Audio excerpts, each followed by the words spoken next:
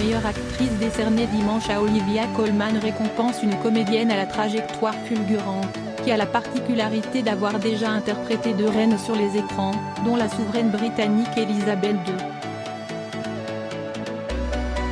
Exubérante et démonstrative, cette Anglaise de 45 ans coiffe au poteau les américaines Lady Gaga et Glenn Close, et s'adjuge la statuette dorée pour son rôle dans le film La Favorite, où elle campe une reine d'Angleterre à la santé fragile et au caractère instable, au cours d'une lutte de pouvoir entre sa conseillère et sa servante, interprétée par Rachel Weisz et Emma Stone.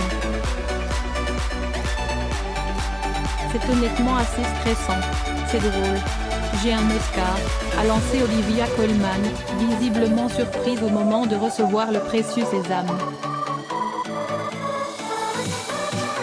Et l'actrice britannique a profité de son discours de remerciement pour rendre hommage à une de ses concurrentes.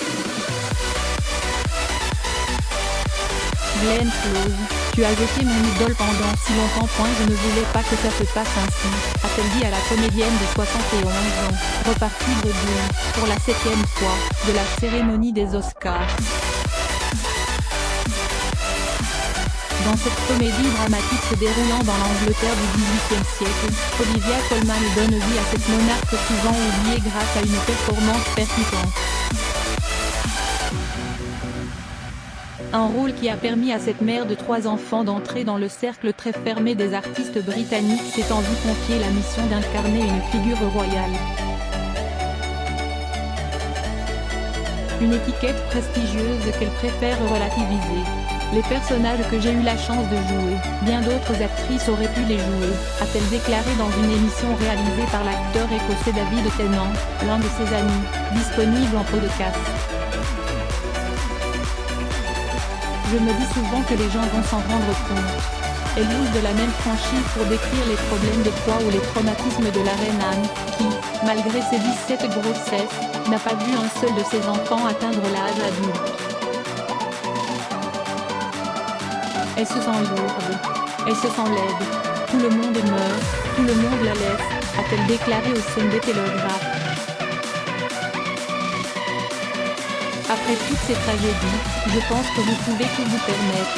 Vous pouvez vous comporter de la manière la plus horrible qui soit parce que ce qui vous est arrivé est horrible. Mauvaise publicité. La 2e reine interprétée par Olivia Colman est bien plus actuelle.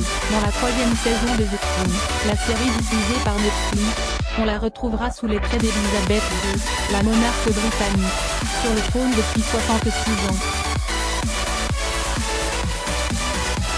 Tandis que l'actrice britannique Claire Foy incarnait, dans les 2 premières saisons, une jeune souveraine découvrant les responsabilités liées à sa fonction, Olivia Colman prend sa suite, dans la peau d'une reine moderne, un peu plus âgée, au cœur des années 1960 et 1970. Dans cette nouvelle saison, très attendue, sa performance sera scrutée et ne manquera pas de susciter des commentaires. C'est intimidant. C'est la chose la plus difficile que j'ai faite je pense, parce que vous vous exposez à des critiques toutes faites, a confié Olivia Colman sur la chaîne américaine CBS. Pour prendre l'apparence d'Elizabeth II, la comédienne a dû perdre les 16 kilos qu'elle avait pris pour figurer la reine Anne son double menton. Avant de revêtir des costumes royaux, Olivia Colman a connu un parcours sinueux.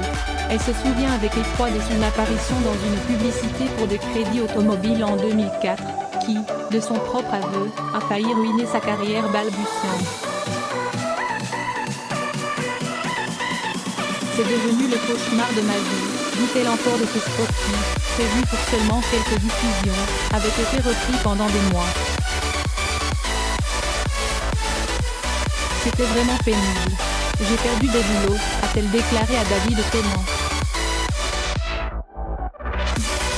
Mais ses prestations pétillantes dans plusieurs sitcoms britanniques lui ont ensuite permis d'accéder à une certaine notoriété au Royaume-Uni, et d'élargir son répertoire au-delà des rôles secondaires dans lesquels elle était cantonnée.